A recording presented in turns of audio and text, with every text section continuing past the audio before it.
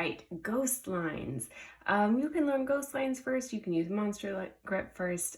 They all go hand in hand. So we'll talk about ghost lines next, although sometimes people might argue that they're even more important than monster grip. All right, well, what are ghost lines? To show you, I'm going to need my kneaded eraser. And when I'm saying kneaded, you can see this on our slides, but it's K-E-A, kneaded, E-D-E-D. Took me a second there. Kneaded like kneaded bread. And the reason it's called a kneaded eraser is sometimes it gets kind of dark when there's a bunch of pencil in it when you've been using it, which is awesome. To clean it, you take your hands and you just stretch and pull and play with it, and maybe you shape it into a character and then squish it back again. This is called kneading it, and in that process you're actually cleaning your eraser. All right, so that's a kneaded eraser.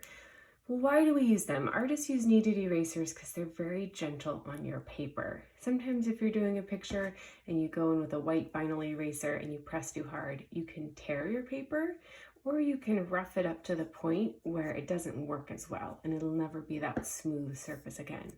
Kneaded erasers don't do that. They're so gentle. So you can take them and you can brush off your image.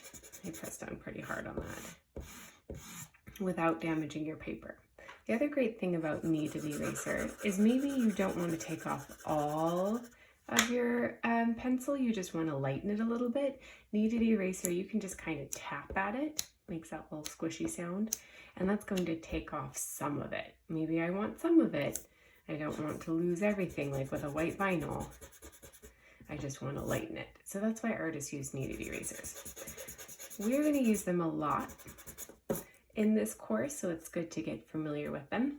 The first time we're really using them is here with ghost lines. So ghost lines are what artists use when they're sketching before they know for sure that their drawing is correct. They're their initial guess lines. Sometimes they're also called guess lines.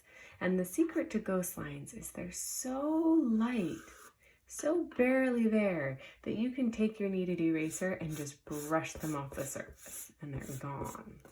Okay, you can practice if you want writing some ghost lines. I'm going to write Miss Shook as light as I can. And then see if you can just brush it off in one or two. That's when you know you've got a ghost line. Nice and light. Okay, here on your paper, I want you to practice doing some ghost lines, and I'm using Monster Grip. Sometimes it's easier to do ghost lines in Monster Grip. If you're writing your name, you tend to want to press down hard. The Monster Grip is very conducive to ghost lines. They're good buddies. I want you to go in and see if you can light, just kind of sketch in this Casper the Friendly Ghost. Now, if it's so light that I can barely see it when you take a photo and submit it, great. Don't worry about making it dark enough for me to see, just as long as I can get an idea of how light your lines are, as long as I can see them a little bit.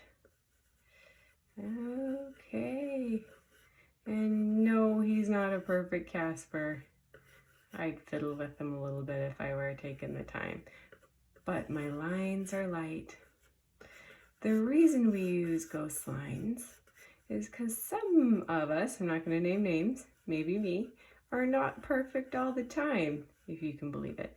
And sometimes it takes a couple guesses or a couple attempts before you get it right. Ghost lines are so forgiving. If you have something like some of these skull lines are not in the right spot, you can just scooch them out of the way. Nobody needs to know. Your secret's safe with me. And that's what ghost lines are for. You can clean it up or not clean it up before you turn it in, that's fine. I just want to see you practicing with super, super light, loose, airy ghost lines. Give it a shot.